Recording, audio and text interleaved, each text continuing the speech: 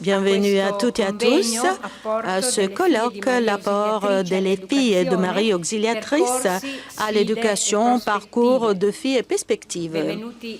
Alors, bienvenue à tous ceux qui sont ici avec nous en présence, même et à tous ceux qui nous suivent en ligne. Bienvenue à tous. On commence par la prière précédée par l'hymne du colloque. On aura donc l'occasion d'approfondir la genèse et la signification de ce très bel hymne, mais on va maintenant l'apprécier.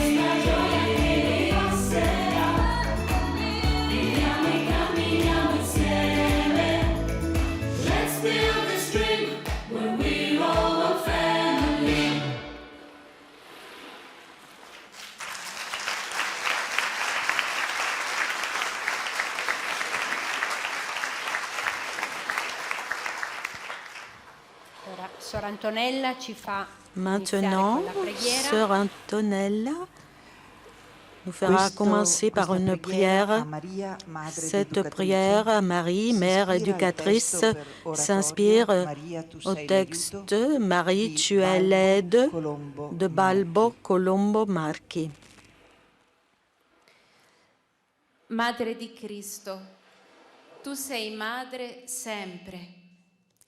Dal sì dell'Annunciazione al sì Mère de sotto la Christ, tu es croce, mère toujours, du fino oui de alla l'Annonciation completa aussi, redenzione di noi sous la figli croix e jusqu'à la figlie del complète Padre. rédemption de nous, le Fils et les filles du Madre Père. di Cristo e di tutta l'umanità. Mère de Christ et de toute Aiuto l'humanité, indispensabile aide nel tempo indispensable della au temps de l'Église. Tu, madre ed Tu, educatrice, mère et éducatrice, presente sempre présente quando la toujours Chiesa lorsque l'Église naît dans la foi, lorsque croit dans l'amour et lorsqu'elle témoigne l'espérance.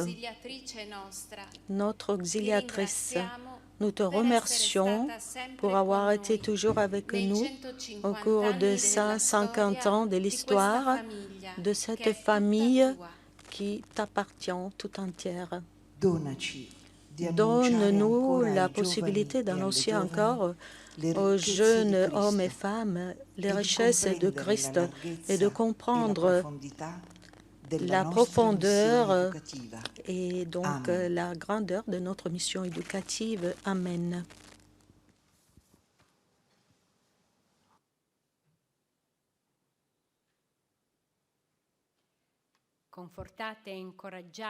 Donc, confortés et encouragés par la présence de Marie, on commence notre colloque et on invite ici notre mère Chiara Cazzola, pour sa salutation.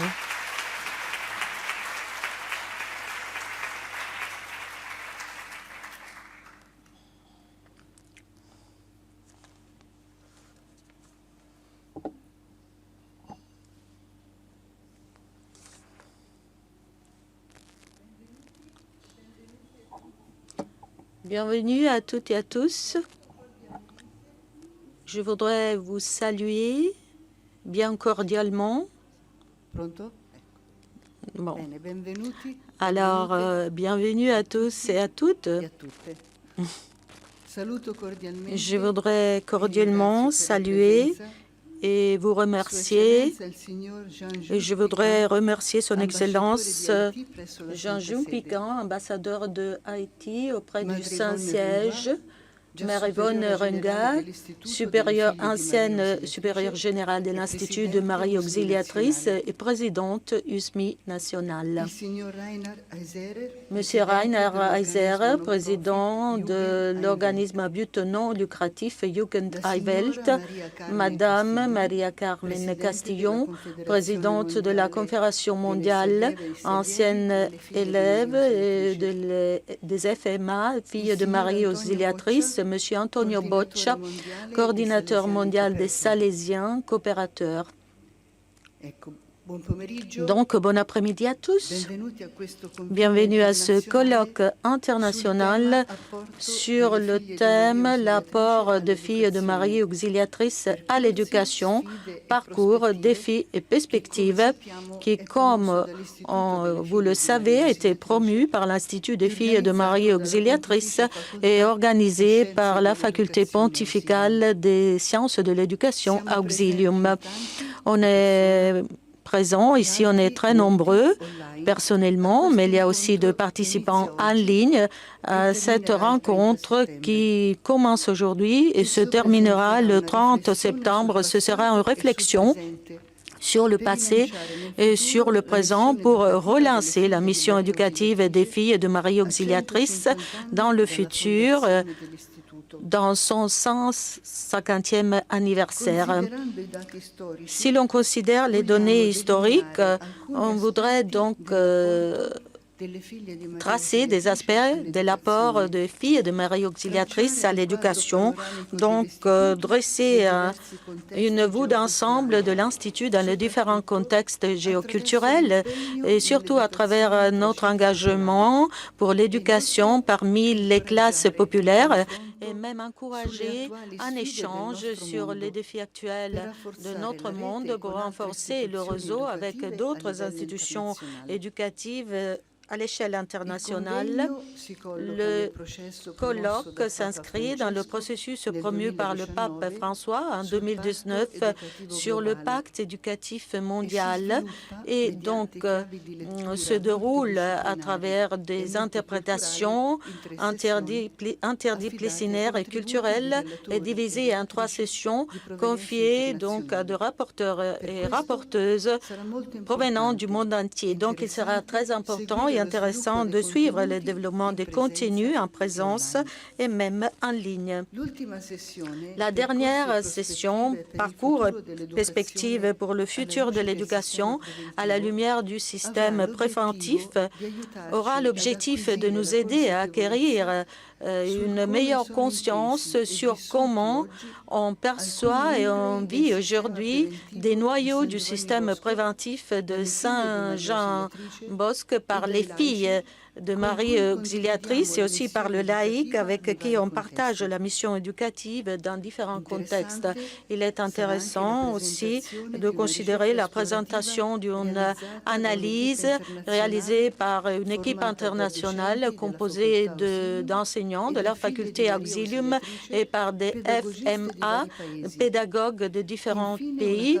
Et enfin, il y aura une table ronde pour signifier la présence éducative salésienne qui accompagne les jeunes hommes, les jeunes garçons et les jeunes filles d'aujourd'hui. Dans ce monde complexe, il y aura également une soirée de jeunes internationale organisée par une équipe d'étudiants et étudiantes de la faculté Auxilium qui ont rassemblé les jeunes de différents pays pour exprimer d'une manière artistique ce que signifie pour eux le charisme salésien. Je ressens donc le devoir et le besoin de remercier de mon cœur toutes les personnes qui ont travaillé à ce colloque depuis 2 mois pour que ce colloque puisse donner de bons résultats et de bons fruits, surtout dans l'avenir. Donc, je souhaite à tous et à toutes un bon chemin ensemble et un très bon travail.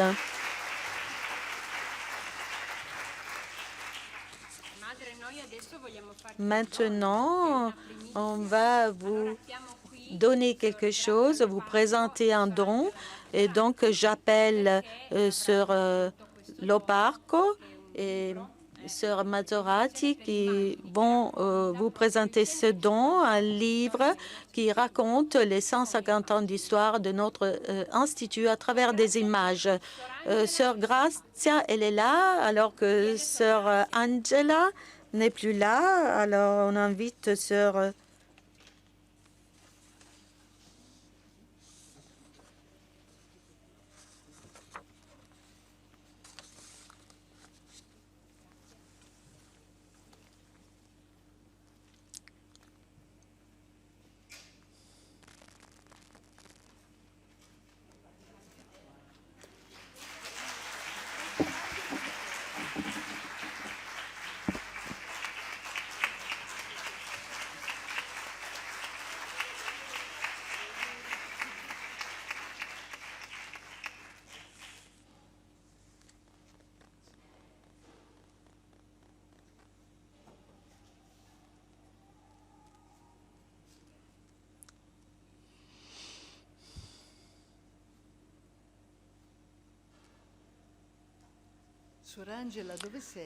Alors, Sœur Angela, vous êtes où?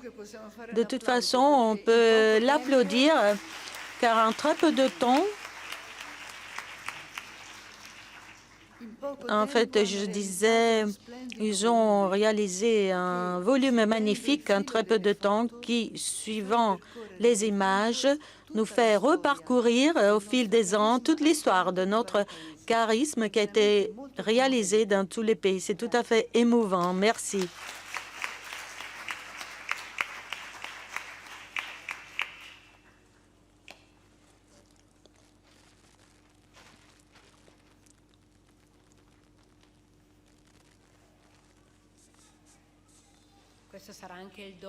Ce sera aussi le don qu'on va donner à nos hôtes, aux intervenants, et puis donc tout l'Institut pourra en bénéficier. Un très beau cadeau pour un anniversaire tout à fait exceptionnel.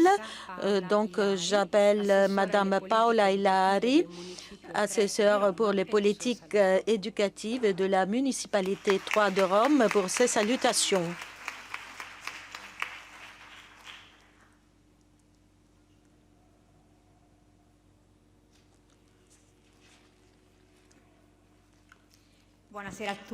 Bonsoir à tous.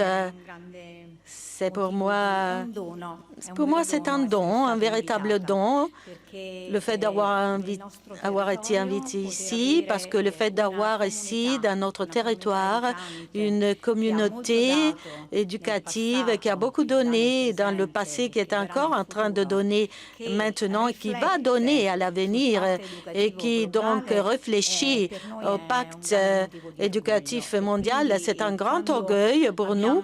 Alors, lorsqu'on a reçu cette invitation au nom, évidemment, de votre communauté, avec le président de ma municipalité. Vous savez, Rome est divisée en 15 municipalités et dans cette maison généraliste se trouve dans la 3e municipalité. Donc, on a pensé qu'il était important d'y être, mais ce qui est encore plus important, c'est que votre travail est tout à fait précieux. Hier, on a tous assisté à la rencontre du pape François Assise avec bien des jeunes. On a écouté les mots du pape pour l'avenir, qui nous a évidemment rappelé qu'il y a une économie solidaire, humaine.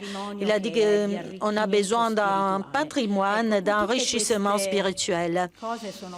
Évidemment, tout cela est fondamental pour l'avenir de notre jeunesse, dans notre territoire.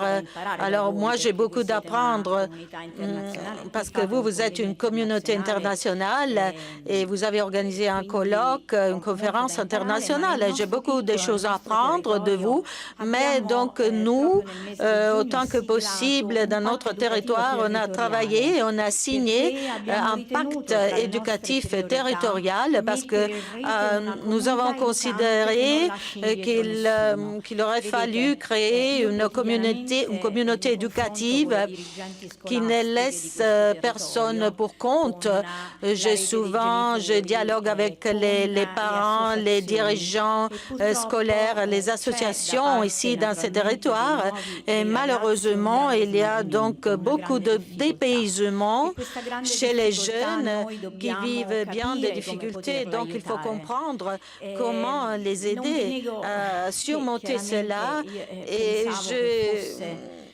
j'avoue donc que personnellement, je pensais que ce dépaysement, ce désarroi était surtout dû à la pandémie qui les a isolés en dehors de la communauté. Mais malheureusement, la pandémie n'a fait qu'augmenter des malaises déjà existants. Et donc, le fait de savoir qu'il y a beaucoup de jeunes qui ont abandonné l'école, peut-être donc ceux qui sont moins soutenus, alors ça, c'est une véritable douleur. Et le rôle de la communauté éducative à réseau doit être celui donc d'éliminer les discriminations et donner à tous les mêmes possibilités, surtout dans les quartiers les plus défavorisés. Et nous, on a essayé de faire ça autant que possible, donc suivre un peu ce travail en tant que communauté éducative. Et évidemment, au cours de ce jour, je vais apprendre beaucoup de choses grâce à votre chemin. Je vous remercie de tout mon cœur parce que ne laisser personne pour compte, cela doit être notre devise. Bienvenue à Rome, bienvenue dans notre territoire.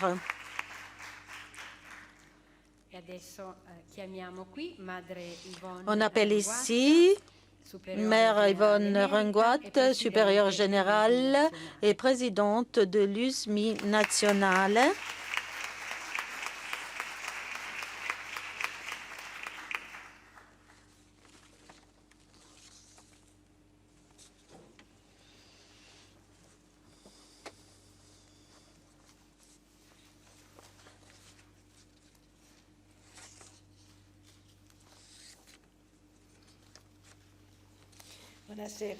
Bonsoir.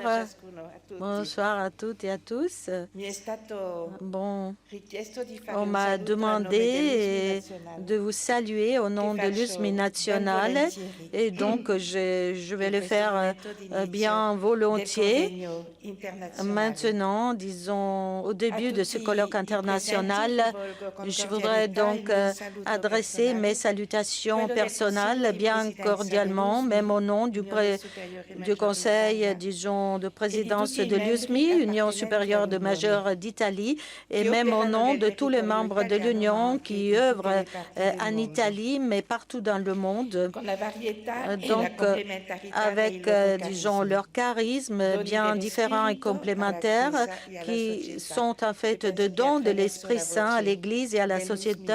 Et je crois qu'à travers la voix de l'USMI,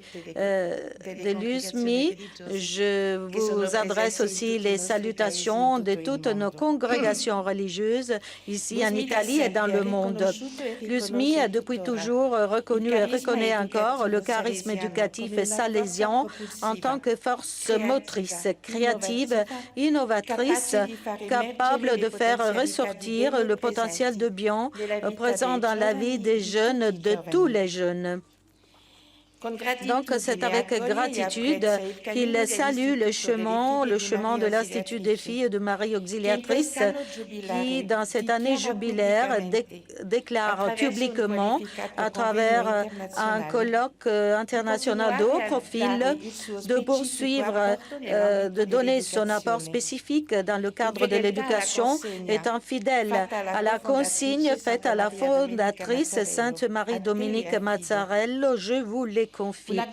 Une consigne qu'elle a su accueillir avec un cœur d'éducatrice et réalisée avec une intuition toute féminine dans l'esprit du système préventif de Saint Jean Bosco.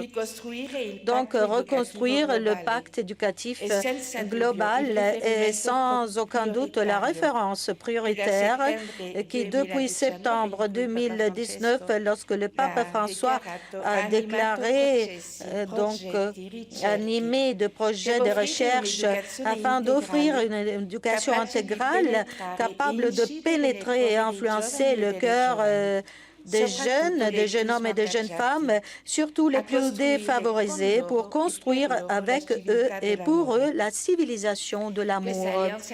Donc, cette alliance éducative, c'est une condition sine qua non pour une éducation intégrale et a toujours été, dès les origines de l'Institut et de la famille salésienne, un élément constitutif du système préventif de San Giovanni Bosco. Donc, on se sent bien chez nous avec ce pacte éducatif mondial. Je me fais le porte-parole de l'USMI pour remercier toutes les filles de Marie Auxiliatrice qui, étant fidèles au charisme éducatif dès le début de l'Union, se sont engagées et s'engagent encore aujourd'hui à différents niveaux au sein du Conseil national et des conseils régionaux, en coopérant dans différents cadres et surtout de la formation et de la pastorale. Après les salutations et mes remerciements, je vous adresse au nom de l'USMI un souhait. Je voudrais tout d'abord m'adresser à Mère Chiara, qui représente tout l'Institut et qui atteint chaque fille de Marie Auxiliatrice. Et je m'adresse à tous ceux qui, pendant ces années, ont beaucoup travaillé dans le domaine de l'éducation avec professionnalisme et amour, dans l'esprit du charisme des fondateurs. Donc, nous vous souhaitons que la célébration de ce 150e anniversaire soit un tremplin pour continuer de rêver en grand avec réalisme, optimisme, à la mesure de Saint Giovanni Bosco et de Sainte Marie-Dominique Mazzarello. Comme le fait de savoir guider les jeunes, les yeux pleins d'espoir, les aimer avec beaucoup d'amour et de bonté, les aider à penser avec intelligence pénétrante et avec eux construire un futur selon le dessein de Dieu dans le monde et dans l'Église. Chaque processus de transformation commence bien dans l'éducation. Il faut être toujours génératrice de vie et de joie. Dans les relations entre les congrégations, votre contribution spécifique ne pourra jamais manquer pour pouvoir partager la richesse des charismes dans l'Église et au service de l'humanité. Donc, je vous souhaite un très bon colloque, soutenu et rendu fécond par la présence de Marie Auxiliatrice et de vos saints fondateurs. Donc, je souhaite un bon colloque à vous tous. Merci.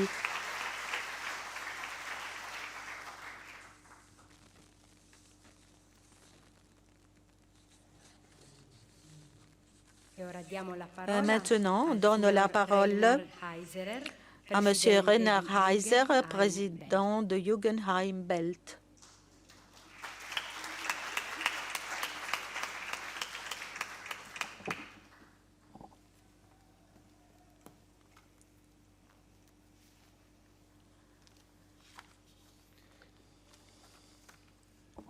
Buenas tardes a todas y todos. Hablo en español. Bonjour, bonsoir à toutes et à tous. Je vais parler en espagnol. Ma langue est l'allemand, mais je suis, disons, plutôt capable de vous parler en espagnol. J'ai travaillé pendant longtemps avec le Salésien en Équateur et donc j'ai toujours appuyer donc les œuvres de l'Institut salésien. Alors c'est un grand plaisir pour nous d'être là avec vous tous.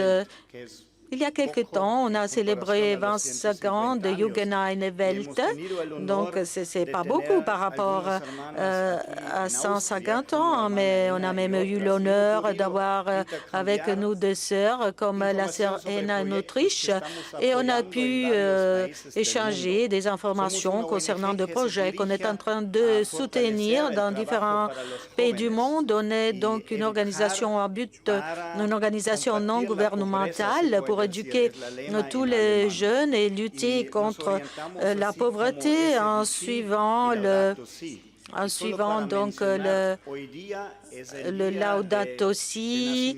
Et donc aujourd'hui, en fait, c'est le jour de la naissance de l'SDG, lorsqu'on a présenté au public cette orientation de l'ODD pour la société civile.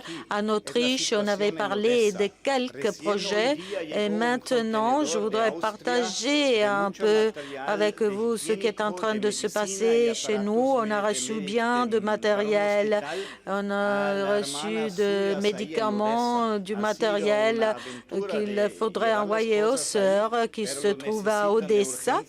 Donc, il a été très difficile, disons, de leur envoyer ce matériel à Odessa, là où les sœurs salésiennes travaillent, mais donc ça a été tout à fait nécessaire. Il y a bien des projets qu'on est en train de suivre pour les sœurs aussi. Je vous ai apporté un petit cadeau, en fait un cadeau, le meilleur cadeau, le célèbre Sacher, la célèbre Sacher, et tout ce qui a visité l'Autriche connaît très bien ce gâteau, mais franchement, c'était pas le cadeau lui-même, c'est son histoire qui est tout à fait intéressante.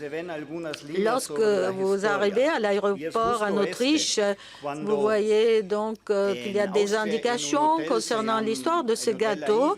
Lorsqu'en Autriche, on a reçu à Vienne une délégation très célèbre pour pouvoir visiter le Metternich.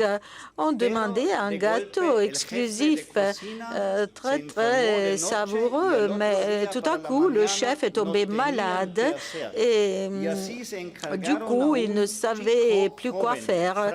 Et donc,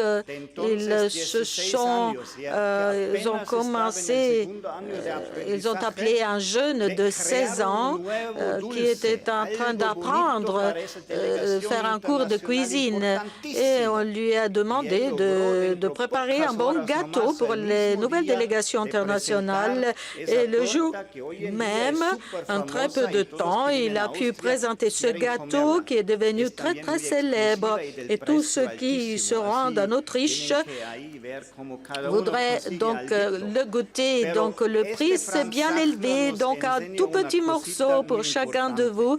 Mais ce monsieur Franz Zacher nous a enseigner aussi quelque chose de très important qu'il faut, il faut avoir confiance dans la jeunesse, dans ceux qui sont jeunes et veulent bien donc résoudre le problème, dépasser tout problème. Et lui, avec ce gâteau, il l'a bien démontré. Donc pour moi, c'est toujours une belle histoire à raconter. Et donc ce jeune il avait donc le même âge que Don Bosco à ce moment à Turin. Ils avaient le même âge. Et donc le fait de penser à ce gâteau avec cette histoire est très important. Nous admirons véritablement votre travail et le travail que vous faites, les sœurs salésiennes. Nous travaillons avec des jeunes de la rue et on coopère toujours avec les Salésiens qui connaissent très bien donc notre jeunesse défavorisée, exploitée. Mais on n'arrive pas toujours à voir les jeunes filles qui sont exploitées, renfermées et qui sont invisibles, ce qui est un véritable désastre à mon avis. Et bon, c'est, comme je disais, tout à fait invisible, mais il faut le rappeler, parfois on ne s'en rend pas compte et on ne parle pas toujours, on parle toujours de la jeunesse de la rue, mais ce qui se passe derrière les portes n'est pas toujours mentionné. Donc il faudrait même, vous devriez donc regarder aussi, considérer leur projet. Je suis tout à fait content que vous avez été impliqué dans ce travail. Et puis pour terminer, donc ce travail, il faut parler donc pas seulement des fils, mais des filles. Et donc, il y a cette journée internationale des filles. Ce sont les filles qui sont mises au cœur, disons, au centre de tout notre travail, parce qu'en fait, les filles ont la même valeur que le fils. Et le fait de mettre ensemble les filles et les garçons, c'est une très belle coïncidence. Donc, le fait de mettre au centre les filles, ça revient à lutter pour l'égalité entre les hommes et les femmes, de façon à éviter toute discrimination qui sont encore présentes. Donc, merci aux filles de Marie Auxiliatrice qui sont une sorte de Don Bosco au féminin qui aiment, éduquent et aiment surtout ce groupe de la société. Nous savons tous, et Maria Mazzarello le savait très bien, que lorsqu'on éduque une petite fille, une fille, en fait, on éduque une nation. Lorsque je viens de l'Amérique latine, avec mon cœur, disons, qui est resté là-bas, donc lorsque je suis en contact avec vous, les sœurs de Marie Auxiliatrice, je chante avec vous et je pense à ce moment-là que Dieu ne me laisse pas perdre mon espérance, l'espérance qui me fait lutter et obtenir tous les changements. Je vous remercie et je vous souhaite de très belles choses de tout mon cœur. Je vous laisse le cadeau ici, ne vous inquiétez pas, le cadeau est encore là.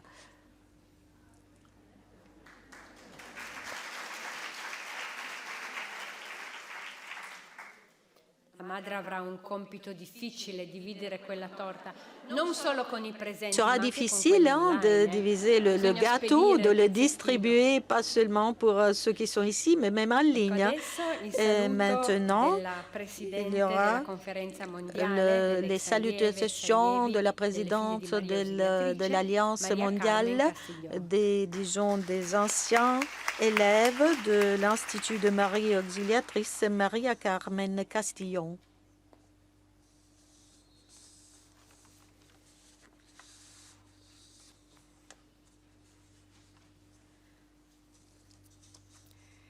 Good afternoon, Mother Chiara, distinguished authorities and participants from all over the world. We are still in celebratory mode as we continue with the 150th anniversary of the foundation of the Mère Institute. Claire, And what a way to celebrate. chère autorité, on est encore en train de célébrer la fondation, le 150e anniversaire et la fondation de notre institut. On veut célébrer ce parcours avec nos chères sœurs. Nous avons une devise, si ce n'est pas cassé, donc on peut donc le fixer, mais en fait, on veut que les jeunes apprennent bien des choses sur la technologie, mais en fait, on a perdu les fondements tels que les valeurs, la fidélité et même les rêves. On a été invités à ce colloque pour participer à un mouvement continuel pour soutenir le pacte éducatif mondial qui a été lancé par le pape François et donc coopérer à un nouveau développement, un nouveau modèle de développement à travers les contributions originales que la FMA donnait à l'éducation. Et donc, nous, les anciens élèves, on peut rentrer en relation très aisément pour témoigner de comment nous avons de ce qu'on a reçu et de comment comment cela a influencé nos vies. Donc, on doit beaucoup à cet institut et à chaque sœur qui, disons, a pensé à nous guider dans la bonne direction. Donc, le génie et l'intelligence, l'esprit d'initiative de Mère Mazzarel était le focus de l'éducation des jeunes femmes. Donc, il ne faut pas se focaliser uniquement sur le fait d'écrire et de lire, mais il faut avoir une approche holistique, globale, pour donner aux filles la possibilité de grandir et d'accomplir donc leur vie. Les anciens élèves se souviendront ce qu'ils ont appris de leurs sœurs. Ils ont appris à travailler en équipe, à travailler sur eux-mêmes. Donc, une invitation toujours ouverte aux rêves et avoir succès. Ça, c'est le système préventif en action, chers amis. Cela ne pourra jamais changer. Cette éducation doit continuer de se renouveler avec enthousiasme et énergie. Le pape François, avec son pacte éducatif mondial, a justement suivi cette approche et demande de ne laisser aucun enfant pour compte. Donc, cette initiative se base sur le soin pour les autres, l'appel à la justice, la bonté et la fraternité. Et donc, comment construire de l'espoir, de l'harmonie partout? Comment peut-on, en tant que participant à ce projet, coopérer et participer pleinement au changement et aux échanges d'opinions, au débat d'aujourd'hui? Quel est le futur de l'éducation? Comment il faudra penser à l'éducation future? Donc, aux États-Unis, on a dit la meilleure façon de prévoir le futur, c'est de créer bienvenue. Et donc, il faut s'y mettre. Il faut commencer à travailler.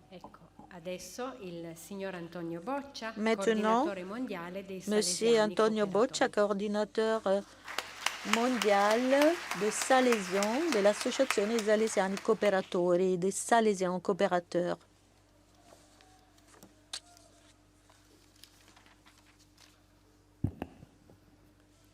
Carissime e carissimi convenuti, Chers participants, j'ai accueilli avec plaisir cette opportunité de vous saluer au début de ce colloque international. Dans le logo de l'événement, on peut lire « Éduquer ensemble », care en anglais, qui veut dire « soin ». Et vous, les Salésiens de Don Bosco, vous savez très bien ce que ça veut dire parce que vous avez un style spécial découlant de l'expression féminine du charisme charisme salésien dans ce soin des jeunes. Éduquer, c'est une affaire de cœur, car pour la famille salésienne, éduquer, ce n'est pas l'expression d'un professionnalisme pour lui-même, mais en fait, c'est entrer en harmonie avec les jeunes qu'on rencontre. On l'a choisi par la réponse à cet appel dans les différentes expressions de vocation au sein de la famille salésienne et comme famille charismatique de l'Église. Je pensais à une image à vous quitter pour rendre plus efficace mes salutations en référence à l'action d'éduquer. J'ai pensé au diapason. Ceux qui connaissent la musique savent très bien de quoi il s'agit, mais même ceux qui ne travaillent pas avec de partitions et des instruments musicaux auront entendu ce terme. Le diapason, en fait, est un objet qui, par sa forme particulière, le matériel dont il est composé, lorsqu'il heurte un corps rigide, commence à vibrer en émettant une note bien précise. Cette fréquence d'oscillation est constante et tellement précise aussi qui est utilisée pour accorder d'autres instruments musicaux. Alors, si vous, filles de Marie Auxiliatrice, si pour vous, filles de Marie Auxiliatrice, l'éducation est une affaire de cœur, essayez d'activer des parcours, des processus et des modalités d'éducation pour que votre cœur, qui a été heurté par l'appel du Seigneur, a commencé à vibrer la note du charisme salésien. Faites en sorte qu'il fasse accorder votre cœur au cœur des jeunes que le Seigneur vous fera rencontrer. Les jeunes ont besoin d'adultes, de compagnons de route qui soient des témoins patients, crédibles et cohérents. Ce n'est qu'en sentant cette présence que leur cœur pourra vibrer en harmonie avec le nôtre. Autrement, on sera uniquement de professionnels de l'éducation avec une très faible, un très faible public de destinataires. Je vous souhaite un bon colloque.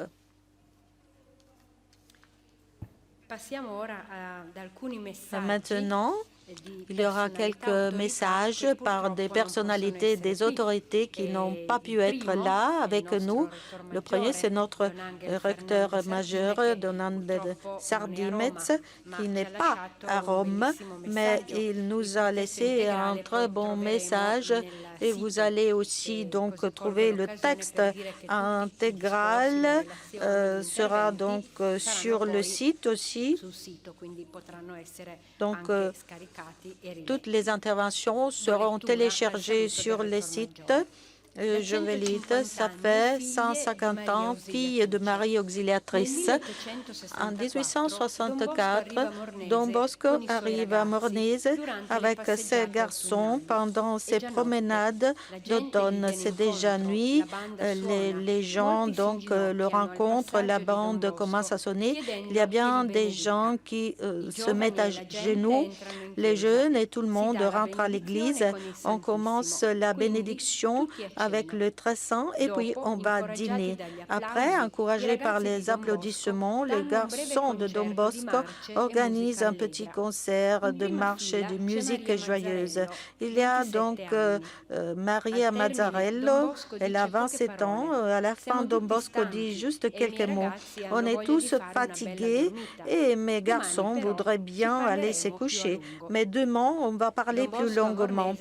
Don Bosco s'arrête à Mornise 5 jours et Marie, chaque soir, est capable donc d'entendre la bonne nuit aux jeunes. Elle dit Don Bosco est un saint, je le sens. Ce n'est pas une simple sensation pour nous les croyants, c'est une véritable inspiration. L'Esprit de Dieu est présent dans la vie de ce fils. Son souffle vient du haut et l'entreprise qui en découle, c'est le dessein de Dieu Alors Don Bosco fait confiance à Maria Mazzarello et Maria fait confiance à lui et au signe de Dieu. Lorsque les choses viennent de Dieu, il n'y a pas d'obstacle qui puisse donc les entraver. Giovanni et Maria Domenica, deux paysans avec la même force magnétique qui est capable de conquérir de compagnons et de compagnes de route. Marie Dominique a le sens de la volonté de Dieu.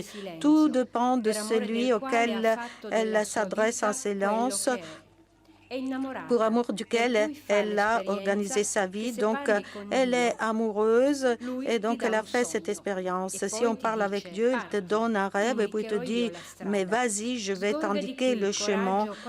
C'est de là que dérive le courage de nos fondateurs.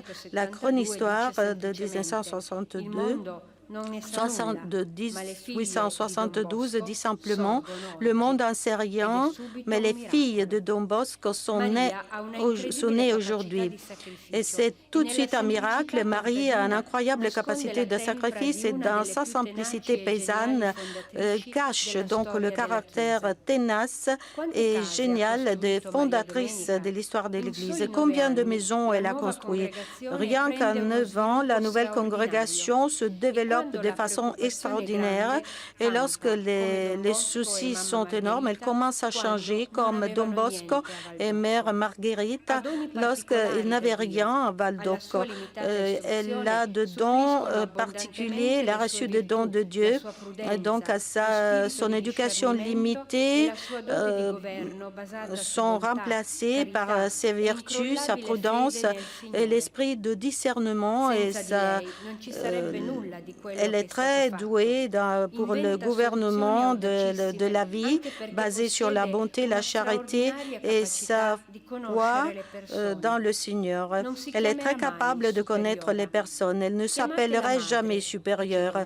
Appelez-la mère, dit Don Bosco. Elle sera mère. Elle est toujours mère pour toute la famille salésienne. Et donc, c'est un don énorme de ses filles. Sans elle, la famille salésienne n'existerait pas. Elle donne le souffle de la féminité, de la maternité, la gentillesse, la tendresse, le sens du service et le courage dans la douceur, dans la simplicité et dans la cordialité. Et donc, la scène de Don Bosco et Mère Mazzarello est très émouvante. Lorsqu'il était sur le quai du port, d'où les missionnaires étaient en train de partir, ils sont très petits devant l'immensité du ciel et de la mer.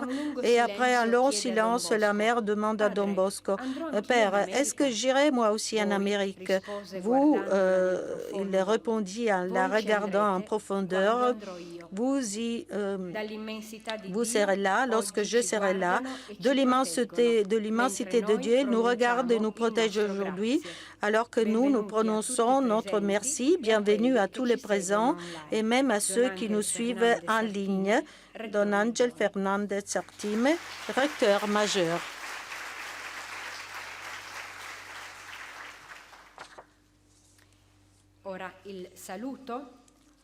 Maintenant, les salutations. Monseigneur cardinal Angelo De Donatis, vicaire du diocèse de Rome. Chère fille de Maria Auxiliatrice, je vous remercie de cette invitation que j'ai reçue par sœur Chiara Cazzuola pour participer à cet important colloque. Je regrette de ne pas pouvoir être là. Au cours de ce jour, à Matera, on vient de terminer le colloque eucharistique international, mais je voudrais donc être proche de vous en vous adressant des salutations et des souhaits, un bon souhait pour le commencement de ce colloque. Je voudrais donc saluer affectueusement toute la communauté de la faculté pontificale des sciences de l'éducation et surtout aux participants à ce colloque réunis dans la maison généraliste des filles de Marie Auxiliatrice Suisse pour fêter le 150e anniversaire de la fondation de leur institut. Donc, on a fait beaucoup de chemin. Depuis il y a 150 ans, les fondateurs ont pensé à un institut visant à l'éducation des filles en déclinant au féminin les objectifs et les bénéficiaires de l'action éducative. Dès ce moment, donc, on a vu l'audace et la créativité du charisme salésien qui, à travers l'éducation des filles un peu défavorisées ou pauvres et abandonnées, visait à reconnaître et à exalter la dignité personnelle en les dirigeant vers la moralité, la science et la religion et en développant leur autonomie professionnelle sous la direction de formatrices formées à la méthode préventive de Don Bosco. Cette mission est toujours présente. Elle a été enrichie grâce à de nouvelles œuvres. Elle a été adressée aussi à d'autres bénéficiaires en utilisant tous les instruments pour être toujours au courant de ce qui se passe dans le monde actuel et atteindre les nouvelles générations. Mais les objectifs du début n'ont jamais changé, s'approcher des jeunes pour les rendre de bons chrétiens et des citoyens honnêtes.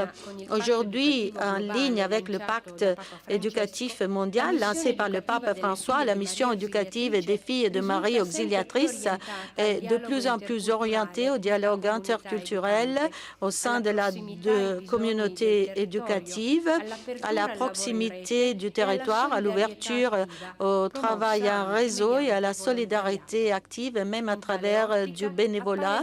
Et donc, dans cette optique, l'initiative de ce colloque est tout à fait éminente, car donc on va analyser aussi de nouvelles perspectives pour relancer votre mission éducative dans une perspective globale.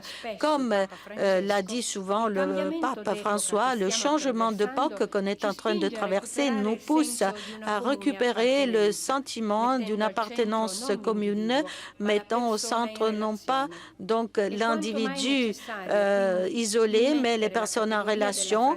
Donc, il est très important d'insérer la fraternité dans tous les processus éducatifs que nous encourageons. Le pacte éducatif global nous encourage à investir dans le dialogue, dans la culture des rencontres, dans la collaboration avec d'autres réalités ecclésiales et non ecclésiales pour construire des alliances ayant le style de la fraternité.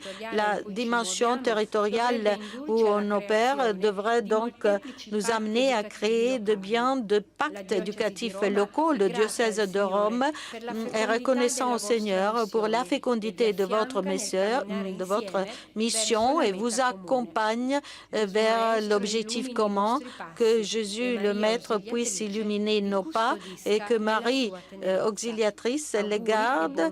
Et donc, je vous souhaite un bon travail. Angelo Cardinale de Donatis.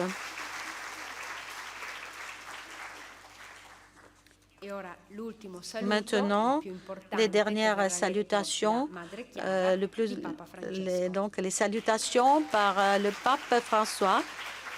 Le message sera lu par Mère Chiara.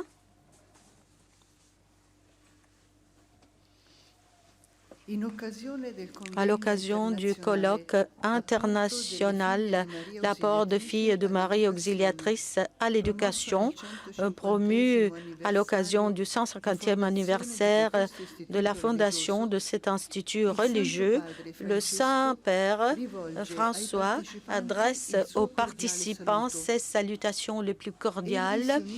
Il s'unit pour rendre grâce au Seigneur pour le bien réalisé au cours de ces années à travers le précieux service de formation pédagogique dans le cadre des sciences de l'éducation.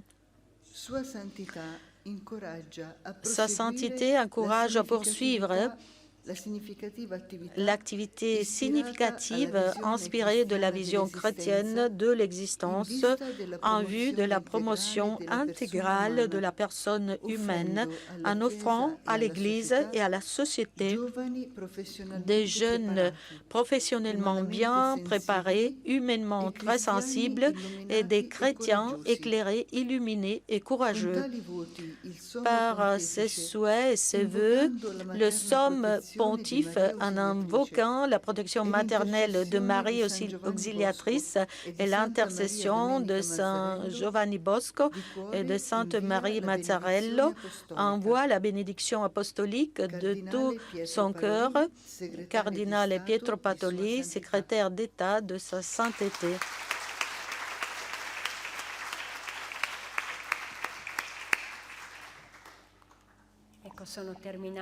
Donc, on a terminé avec les salutations. Alors, on continue avec notre programme qui prévoit l'introduction au colloque par professeur Loparco Grazia, qui est aussi la coordinatrice scientifique du comité scientifique de notre colloque. Alors, on donne la parole à Sœur Grazia.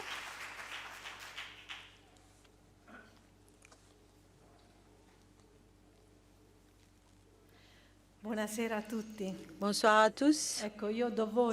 Alors d'abord, je représente le comité scientifique qui a commencé à préparer cet événement, disons d'abord avec notre présidente et avec maintenant avec Sœur Raffinato.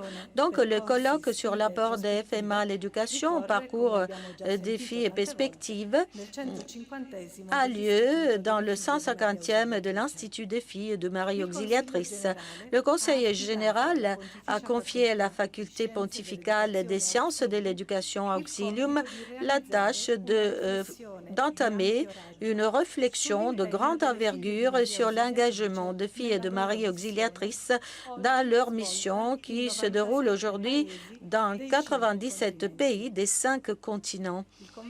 Le colloque a lieu aussi 400 ans après la mort de Saint François de Sales, inspirateur de Dami et Animas, avec son souffle universel qui a orienté le choix éducatif de Don Bosco et Mère Mazzarello en conférant un visage en responsabilité spécifique à toute la famille salésienne dans l'Église et dans la société. Si on compare donc les humbles origines amornaises avec le rayonnement rapide des œuvres et surtout en faveur de l'élévation et de l'amélioration des couches populaires, il faut admettre que l'Institut est assez surprenant. Pour ceux qui ont la foi, la petitesse laisse mieux entrevoir l'initiative de Dieu dans l'histoire et combien l'unité d'un ensemble peut multiplier des ressources modestes. Alors d'abord, quelque chose sur le thème du sujet. Le sujet du colloque, même s'il se focalise sur l'engagement dans d'un institut religieux, s'inscrit dans un vaste réseau d'interlocuteurs, c'est-à-dire tous ceux qui partagent le besoin et l'urgence d'investir véritablement dans l'éducation, ayant convaincu que ce n'est que par ce chemin qu'on peut améliorer la société, habitant la complexité actuelle avec ses répercussions sur la jeunesse. C'est à eux que nous nous adressons aujourd'hui, même si l'éducation, évidemment, appartient à tous. Dans une situation tellement tendue sur le plan mondial qui semble donc déboucher dans une vague déshumanisante, il faut faire face avec lucidité et courage, disons, les besoins et identifier des chemins pour favoriser la personne dans son intégralité. En fait, la qualité de la vie se nourrit de signification plutôt que de biens ou de likes éphémères, comme on le voit aussi si l'on considère l'inquiétude de bien des jeunes. C'est justement le soin de la personne qui nous donne donc la possibilité d'habiter le monde d'une manière positive.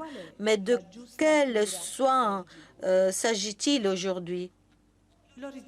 L'horizon où nous nous situons, grâce à l'aide de différents rapporteurs et rapporteuses, intervenants et intervenantes qui sont des gens ici, on salue l'invitation de Pape François à nous situer dans le changement d'époque déjà en cours, et donc on consacre bien de temps à l'approfondissement à partir de la relecture de la réalité selon la perspective évangélique, de façon à contribuer autant que possible pour redéfinir le progrès dans une logique de nouveaux modèles de développement global fondés sur un humanisme intégral, transcendant et inclusif, suivant la Laudato Si. Dans ce scénario, nous nous demandons quel pourrait être l'apport spécifique que l'Institut de FMA est appelé à offrir à partir d'une attitude de prévention qui nous caractérise et qui, en dialoguant avec les défis émergents, d'un côté, enrichit le débat culturel et pédagogique, et de l'autre, s'enrichit elle-même de nouvelles perspectives d'interprétation et d'action en reconnaissant le germe prophétique de l'Évangile qui est dans les cultures. L'horizon herméneutique où nous nous situerons avec ce colloque est dans le périmètre du paradigme du concept multidimensionnel d'écologie intégrale qu'on voudrait bien en approfondir dans la perspective promotionnelle de la méthode préventive. La souhaitée conversion pastorale se décline dans la conversion spirituelle invoquée dans la Laudato Si, qui nous invite à fonder notre réalité sur la rencontre avec Christ et l'impact de cette rencontre sur nos relations quotidiennes. Même l'agenda ONU 2030, basé sur les droits de l'homme, a différents points de contact concernant la société et donc, suivant chaque rôle différent, toute personne. Selon donc le style préventif salésien, d'un côté, nous nous engageons à lutter contre ce qui empêche les dialogues, comme la négation de problèmes, l'indifférence, la résignation, la confiance aveugle dans des solutions techniques, l'exploitation et la méfiance vis-à-vis des nouvelles générations. Mais de l'autre, nous cherchons des parcours éducatifs visant à rencontrer nous-mêmes et nos propres dynamiques intérieures, envie de vivre des relations mûres et de réciprocité avec les autres par la culture de la rencontre, avec la nature, spiritualité écologique, avec le monde, la maison commune. À partir de cela, nous promouvons le fait d'assumer nos responsabilités concrètes pour construire une société plus juste, plus humaine, en misant notamment sur la contribution des femmes sur le plan local et global pour former de bons chrétiens, des citoyens honnêtes aujourd'hui. La méthode qui oriente notre chemin. On est bien conscient d'être dans une réalité à plusieurs facettes, avec bien d'agences éducatives et religieuses et laïques et de familles salésiennes. Donc, face à la pluralité de perspectives, nous nous demandons plusieurs fois quelle est l'orientation de l'éducation basée sur la prévention. Et puisque notre institut vante une longue histoire sur le plan socio-éducatif, il est important de prendre en compte la diversité de ces contextes. On parlera beaucoup de cette diversité au cours des prochains jours. C'est pour cela qu'on adopte la logique du dialogue typique de la méthode préventive préventive qui est à la base de la culture de la rencontre en vue d'une proposition renouvelée.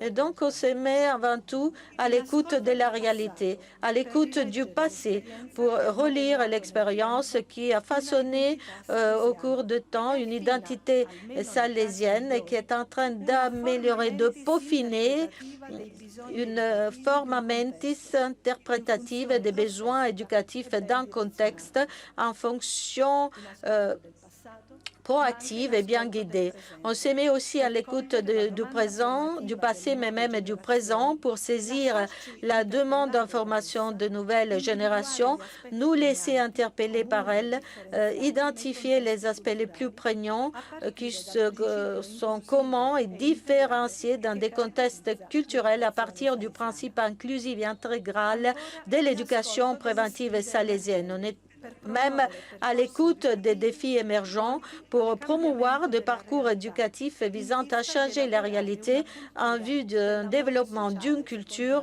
de l'amour social, selon la belle expression du cardinal Ouellet, capable de transformer de relations en un consensus politique au service du bien commun. Quels sont les objectifs spécifiques de ce colloque? L'objectif fondamental est donc celui de nous situer dans ce changement d'époque grâce à l'apport de l'éducation salésienne féminine. La ratio du programme entend refléter les intérêts disciplinaires divers de la faculté au sujet de l'éducation. On part donc de la connaissance de l'Institut dans son développement pour relire aujourd'hui éducation et prévention, relancer la mission des communautés éducatives dans le monde et regarder à notre avenir d'une façon très harmonieuse. On entend donc mettre en évidence la relation entre action et pensée, entre propositions de réflexion et impact sur le style de vie et nos relations.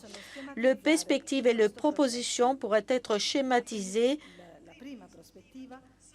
comme il suit. D'abord, s'arrêter sur la réflexion pour éclairer la signification de la personne humaine à partir de la conception chrétienne et salésienne de la vie, c'est-à-dire la personne au centre en tant que personne en relation selon l'humanisme pédagogique chrétien, et puis en interpellant la pratique éducative des FMA et d'autres éducateurs qui convergent dans la conception anthropologique de fond avec un focus sur le contexte et sur les résonances.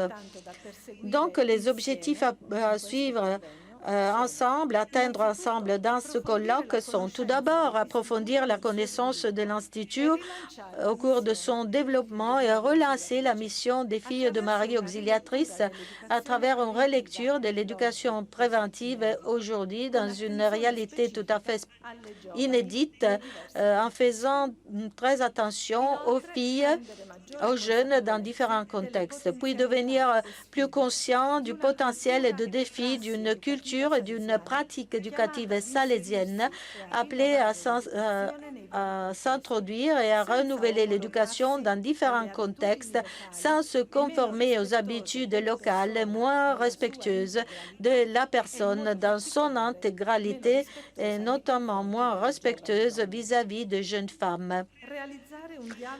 Donc, entamer un dialogue fécond d'études visant à avoir une place dans le pluralisme culturel de façon plus consciente et reproposer le grand axe de notre proposition anthropologique, pédagogique et salésienne d'une façon plus stimulante, plus innovante. Et encore, offrir des pistes de réflexion et de méthodes sur les politique éducative et de formation de l'Institut et contribuer à nouer un pacte éducatif mondial pour une société plus humaine et plus humanisante et enfin renforcer le réseau avec d'autres institutions éducatives sur le plan international en mettant en lumière et en plus grande circulation le patrimoine éducatif de l'Institut, qui est un bien commun de la société et de l'Église. Ce n'est pas un patrimoine d'un seul institut. Maintenant, quelques mots sur la démarche et la préparation de ce colloque. En fait, il s'agit d'un processus et le colloque est un moment de ce processus. Le processus de préparation a bénéficié d'interlocuteurs internationaux appartenant à différentes institutions et même d'une vaste participation de filles de Marie auxiliatrices et de communautés de bien de pays. Donc, on a bénéficié de la collaboration des dicastères, de quelques dicastères de l'Institut pour impliquer le plus grand nombre de communautés. Donc, la réflexion a procédé à travers un dialogue d'études activé pour interpréter la réalité, pas seulement pour raconter des faits ou analyser des phénomènes, mais même pour reproposer le grand axe de notre proposition anthropologique et charismatique d'une façon plus adéquate à la réalité présente. Après différentes rencontres entre les enseignantes de la faculté, on a encouragé donc un dialogue avec d'autres savants dans d'autres séminaires qui ont privilégié différentes approches au thème général. On a favorisé le dialogue avec d'autres salésiennes sur l'impact des scénarios actuels sur les jeunes pour mieux expliquer la façon de penser et de mettre en pratique le système préventif. Dans le scénario bouleversé par le COVID-19, parce que ce n'était pas comme ça lorsqu'on a commencé à projeter ce colloque. Donc, ça a été tout un processus qui nous a obligés à agir d'une façon différente, mais même avec des avantages dont on peut bénéficier encore aujourd'hui. Mais lorsqu'on a commencé, il n'y avait pas de Covid. Donc, dans ces scénarios bouleversés par le Covid, mais même par un nombre croissant de guerres et de conflits, il est urgent de nous demander quel sera le nouvel apport qu'on pourra et qu'il faudra offrir en tant que salésienne sur la base d'une expérience développée dans des temps et des scénarios tout à fait différents. On a convenu que le novum, la nouveauté spécifique pour nous, est une éducation renouvelée qui agit dans le long terme, mais fait face aussi à des changements rapides. L'humanisme demande donc de repenser en profondeur tout ce qu'on a fait jusque-là et nos choix. Quel est le genre de personnes qu'on voudrait éduquer? Quelle est la formation à laquelle on contribue pour favoriser les jeunes? Pour quelle société? Quel parcours il faut entreprendre pour redonner à l'éducation son pouvoir de transformation qui lui est propre?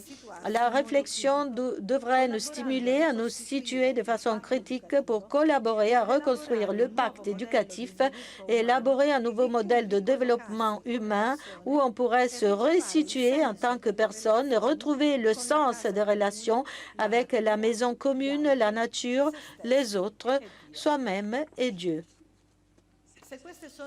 Là, alors, c'était les objectifs et les motivations du colloque. On va voir l'articulation. Le colloque se développe à travers 3 sessions sur le plan multidisciplinaire et multiculturel. Alors, demain, on commencera à analyser des données statistiques pour définir l'apport des filles de Marie auxiliatrices à l'éducation, pour en tirer des pistes de réflexion qui sont capables de nous aider à faire face aux scénarios et les défis du présent, pour ensuite identifier des perspectives dans une optique éducative de la réalité. La première session s'appelle en fait parcours historique entre données et vécu. Ce parcours sera introduit par un rapide bilan historiographique pour atteindre donc une analyse statistique. Étant donné qu'on ne peut pas tracer l'histoire de 150 ans, on a essayé de dresser une vue d'ensemble de l'Institut en indiquant la diffusion de communautés par des personnes, des maisons, des œuvres dans chaque pays de présence tout au long de l'arc chronologique. sur la base de la démographie, de la topographie et de la distribution des œuvres, parfois même avec des décalages chronologiques intéressants. On a remarqué quelques éléments diachroniques et synchroniques des activités des FMA dans les différents contextes géoculturels, surtout à travers l'éducation parmi les couches populaires et les couches moyennes, avec donc une prévalence des femmes pendant leur enfance, préadolescence et adolescence pour une bonne partie de l'arc chronologique concerné, parce que au cours des dernières décennies, il n'y a plus de séparation éducative en termes d'éducation entre les garçons et les filles, mais ce n'est pas le cas partout.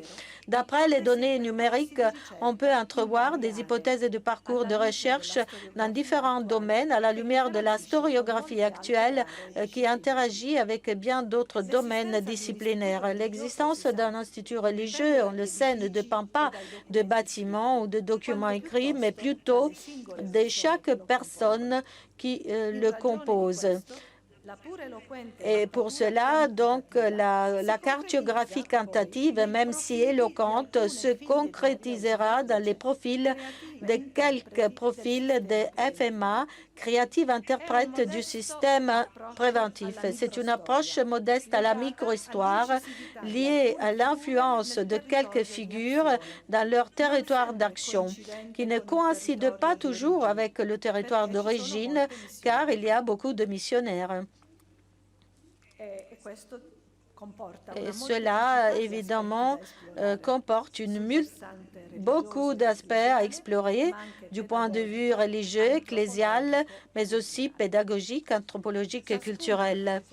Alors, chacune de ces religieuses exprime un visage concret qui a laissé une trace dans l'Institut, dans l'Église locale et dans la société. Évidemment, la partialité du sondage est incontournable parce que on aurait pu parler de bien d'autres religieuses, mais c'était un sondage. Le critère de ce choix était celui de signaler de figures significatives et parfois aussi innovatrices à travers différents types d'œuvres, périodes et contextes géographiques. En présentant ce profil, il y a même des autres, disons, quelqu'un de ces filles qui sont présentes.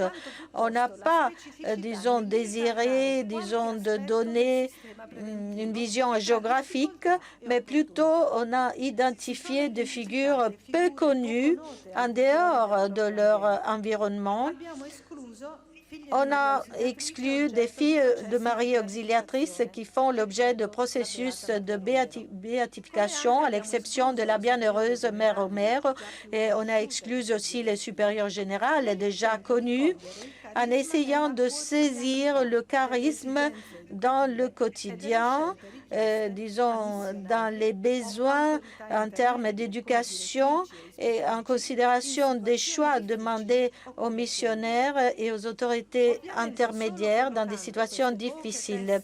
Évidemment, ce n'est qu'en situant ces quelques pièces dans toute la mosaïque avec ses lumières et ses ombres, on peut saisir la vie dans sa complexité. On ne peut pas rendre compte de tout l'Institut en dehors de quelques profils qui seront présentés en assemblée. À partir de demain, il y aura des courtes vidéos de nombreuses figures provenant de différents contextes géographiques et historiques seront disponibles sur le site. Et on remercie publiquement toutes celles qui ont travaillé à cela. Donc, en dehors de l'expérience, on va mentionner aussi donc l'éducation qui a été développée à travers les différentes orientations de l'institution dans les processus d'animation en tant qu'engagement de réexprimer le système préventif en tant que critère pédagogique d'action, style de vie, de relation et de spiritualité, modèle de formation pour les éducateurs et les deux éducatrices, un apport spécifique à l'éducation des femmes offert à l'aéropage des sciences de l'éducation est dû à la faculté Auxilium à travers ses publications et ses colloques scientifiques qui ont promu l'approfondissement de thèmes émergents, le dialogue culturel, la récompréhension d'épistémologie et méthodologie de recherche en ouvrant de nouvelles frontières. Le fait de mélanger les données statistiques générales avec quelques profils et la réflexion fait passer le message pendant la première session du colloque, l'idée qu'une éducation efficace ne peut pas être improvisée et ne peut même pas répondre uniquement aux urgences du moment en négligeant des choix prioritaires qui nous qualifient publiquement dans le long terme. La comparaison avec nos racines nous aide à comprendre le passé, mais en plus, dans une vision dynamique du développement institutionnel, nous pousse à poser des questions à notre passé à partir de l'actualité et aussi à, disons, avoir par ce vécu, saisir par ce vécu des pistes de réflexion et des appels parfois gênants pour l'actualisation de la mission de l'Église dans la société. Et donc, cette comparaison nous motive à retrouver l'état de l'invention, la nouveauté du charisme, in statu nascenti, comme on le disait pendant l'année de la vie consacrée. Donc, l'invitation à retrouver la nouveauté du charisme dans son état naissant, non pas seulement en Mornaise, mais dans chaque pays où la présence de filles de Marie auxiliatrices s'est établie.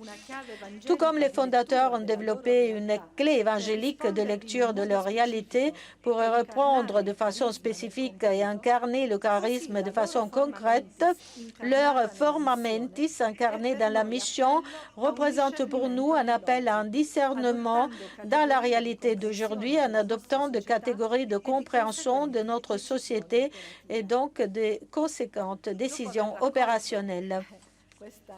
Après avoir, disons, reçu l'héritage de cette première session, la deuxième session sera donc nous mettra face aux défis de l'éducation d'aujourd'hui.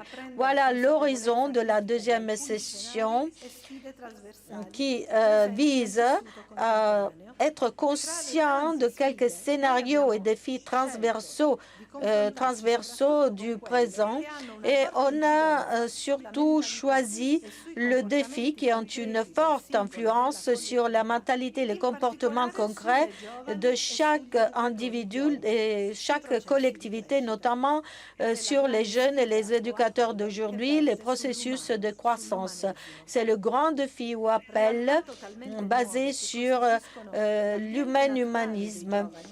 Des réalités tout à fait nouvelles qui représentent l'environnement naturel des jeunes, qui interpellent les éducateurs, qui les appellent au courage, le courage d'étudier pour saisir les germes des ressources contenues dans ces mêmes défis lancés à l'humanisme connu pour reconnaître la direction ou donc pouvoir œuvrer pour réinventer l'éducation en proposant à leur tour des germes d'humanisation dans des innovations culturelles. L'examen de ces scénarios et de ce défi concerne deux niveaux, les faits et la réflexion, en faisant attention à ceux qui réfléchissent, comment ils réfléchissent, avec quel intérêt et avec quelle vision de la personne humaine. La réflexion sur le contexte au niveau mondial est enrichie par la résonance d'importants répondants de différents contextes de différents continents. Cette réflexion vise une sorte de cartographie phénoménologique qui puisse faire ressortir de points de faiblesse, de force, les menaces et les opportunités concernant l'éducation. Et pourquoi cet horizon tellement global, ce regard tellement global? On ne peut pas donc analyser tout en profondeur, mais on désire effectivement que chaque communauté éducative puisse se sentir chez elle, parce que c'est donc le colloque de l'Institut dans les 5 continents qui s'est développé dans les 5 continents. Évidemment, il y a bien de visions de l'humain et donc la façon de se percevoir de nouvelles générations est très variée. Voilà l'image du polyèdre, donc le polyèdre des anthropologies. À partir de ces grands scénarios, on va se focaliser sur le défi anthropologique de l'éducation et de l'éducateur. L'intérêt aux multiples facettes de ce polyèdre des anthropologies, de nouvelles anthropologies, part de la question sur comment y être dans le contexte global avec une identité éducative ouverte, dynamique, de façon consciente et responsable, en éducatrice. Mais de façon encore plus radicale, nous nous situons en tant que femmes religieuses du XXIe siècle. Il faudrait se demander quelle vision anthropologique nous garantit en y être une participation dans la responsabilité, dans la liberté, dans la créativité de projet, dans un processus de développement intégral de l'identité des jeunes, des éducateurs, des éducatrices en relation avec les autres. Leurs réflexions au niveau anthropologique, social, économique sont étroitement liées à l'éducation et soulèvent des questions urgentes sur quelle formation continue il faut garantir pour être à la hauteur des exigences des jeunes, offrir des parcours tout à fait efficaces pour préparer à la vie adulte. L'objectif est donc de nous retrouver dans ce polyèdre de façon critique et, disons, proactive. Cela donc nous amène à la troisième session, parcours et perspectives pour le futur de l'éducation à la lumière du système préventif. On est presque à la fin, à la troisième session. La nouveauté de notre temps ne permet pas d'avoir donc un regard répétitif. On l'a bien vu au cours de ces 3 dernières années, mais on peut puiser de l'expérience une passion créative. Donc la comparaison avec ce qu'on a vécu nous stimule à aller de l'avant en coopération avec ceux qui ont à cœur le futur des gens, des jeunes et de la maison commune. Donc l'objectif de la troisième session est devenir conscient de comment on comprend et on vit quelques noyaux du système préventif des FMA et de l'AIC qui partagent la mission des communautés éducatives dans différents pays pour réfléchir ensemble sur l'apport éducatif et formatif spécifique que l'Institut est appelé à donner aujourd'hui dans notre société. Une recherche alimentée par des expériences internationales et par la réflexion dans de nombreux focus group a suscité un dialogue très vaste et très intéressant qui est lié avec l'interculturation plus ou moins réalisée par un seul esprit, un seul style éducatif. Pendant la 16e session, on va donc parler des propositions qu'on doit aux jeunes en nous demandant quelle éducation salésienne, pour quelles personnes et dans quelle société il faudra donc se concentrer.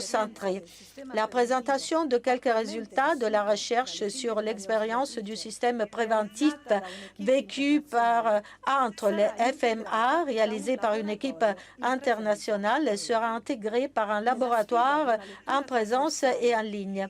Donc, à travers ce défi d'une lecture transversale impliquant la médiation de différentes langues, même les expressions qu'on utilise dans notre jargon salésien, par exemple, de termes comme assistance, amour, douceur, esprit de famille, doivent être recodifiés dans leur sens, dans leur signification incontinue et resitués sémantiquement dans les langages médiés par la communication, les réseaux sociaux, les appartenances culturelles. Donc, il s'agit d'identifier de significations et des parcours éducatifs communs en respectant la pluralité polyédrique. La réflexion poursuivra avec une table ronde de défis et ressources pour refonder la présence éducative salésienne aujourd'hui. Le changement anthropologique d'aujourd'hui nous pousse à une recherche renouvelée des fondements de l'éducation, une nouvelle réflexion sur la signification dans la présence éducative et sur les différentes formes et modalités dans l'ère numérique. Le besoin de communication et de relations caractérisant notre époque exprime d'un côté le besoin de rencontre, d'écoute, de dialogue, et de l'autre met en évidence son manque. Il faut donc reconnaître que quelques-unes parmi les plus grandes difficultés qu'on observe aujourd'hui dans les processus éducatifs découlent donc d'un malaise relationnel qui impacte le monde des jeunes, mais plus encore celui des adultes. La réflexion à plusieurs voies va analyser cette problématique en mettant en dialogue le patrimoine de Don Bosco avec donc les problèmes d'aujourd'hui, les défis, mais même de nouvelles chances. Comment réinterpréter l'assistance présence, cœur de la méthode salésienne face au changement des catégories, décrivant le rôle et la tâche de l'éducateur aujourd'hui? À quelle clé d'interprétation se référer pour repenser l'asymétrie de la relation éducative et donc lui rendre de l'épaisseur et de la validité pédagogique? Comment promouvoir et récupérer à l'intérieur de la relation un véritable protagonisme des jeunes pour construire des relations libres et libératrices et authentiquement personnalisantes? Comment mettre en valeur la pluralité des présences qui vivent dans le territoire et entamer un dialogue constructif pour sensibiliser, orienter et solliciter l'attention de toutes les forces sociales et peut-être même politiques sur les problématiques éducatives et sur la promotion d'une culture pour soutenir notre vie. Voilà les principales questions qui traverseront notre réflexion, toujours avec sur le fond la vision de l'humanisme chrétien du système préventif qui, en harmonie avec l'écologie intégrale du pape François, fonde chaque processus d'humanisation justement sur la relation à tous les niveaux avec Dieu, avec les autres, avec soi-même, avec le monde. À partir de la réflexion sur la présence éducative conçue de façon plus spécifique, plus salésienne, l'approfondissement et le dialogue s'étendront aussi sur les ressources des femmes pour l'éducation préventive et ces ressources seront présentées à deux voix. Donc, dans ce mélange entre thématisation et pratique, on va également indiquer quelques expériences actuelles en tant que bonnes pratiques de caractère international promues par les filles de Marie Auxiliatrice. Et là encore, la participation des religieuses des différents pays a été très vaste et donc tout le matériel sera encore une fois disponible en ligne car donc on ne pourra pas avoir tout ensemble. À la fin de ce parcours, après un après-midi culturel, une visite donc de la ville de Rome et de ses alentours, on arrivera donc à tirer les conclusions du colloque et à parler de perspectives vers l'avenir, vers le futur. Encore quelques mots sur les modalités de ce colloque, les stratégies de ce colloque qui sera en présence et en ligne pour atteindre tous les continents en streaming ou grâce aux enregistrements vidéo pour favoriser le développement d'une culture salésienne partagée qui est le patrimoine de tous. Donc, grâce à ces moyens disponibles, bien des éducatrices, filles de Marie Auxiliatrices pourront participer et même des membres des instituts d'enseignement supérieur, des membres de la famille salésienne, des éducateurs, des religieux, des laïcs, chrétiens et non chrétiens, des jeunes, des membres d'organismes ou institutions internationales intéressés à l'éducation et des savants, des experts des sciences de l'éducation. Et disons, les gens qui se sont inscrits en ligne étaient plus de 600. On remarque en particulier tous ceux qui ont coopéré à la réalisation de ce colloque et tous ceux qui vont faire des sacrifices aussi, disons, en ce qui concerne les horaires, parce que, disons, il y a deux pays où il est déjà nuit. Donc, on remercie tous ceux qui ont fait ces sacrifices pour participer à ce Cum Venir autour de ce thème tout à fait stimulant, et on aura encore la possibilité d'intervenir même de loin à travers la chat. Tout sera suivi pour donner la possibilité d'intervenir et de participer au dialogue en présence, mais même à distance. Si vous jetez un coup d'œil à notre programme, vous pouvez voir qu'on a véritablement, disons, on a évité de remplir le colloque uniquement par des interventions pour donner beaucoup d'espace au dialogue, des moments de dialogue qui nous permettra de nous approprier à nouveau une tâche, une mission qui est tout à fait belle, mais même très laborieuse. On nous engage tous ensemble à suivre, à être très, très ponctuels. On l'a déjà dit et on le répète.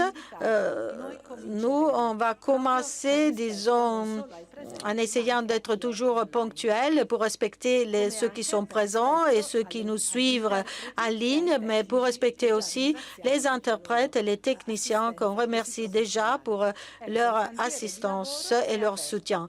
Voilà qu'on a ouvert notre chantier de travail pour contribuer à un réseau, atteindre des objectifs communs et pour tous ensemble, ceux qui ont à cœur le renouvellement de la société, pour promouvoir la paix en œuvrant dans notre vie quotidienne et en croyant que l'éducation, en fait, est la solution à cela.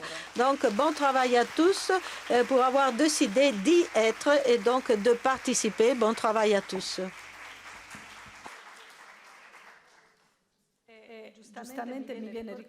Donc, il y aura 2 soirées, très belles soirées, où il y aura donc une très belle participation des jeunes. La première demain soir, en collaboration avec le Dicaster du développement humain, une soirée Laudato aussi, hébergée donc dans la salle, dans la grande salle de cette faculté, et en streaming.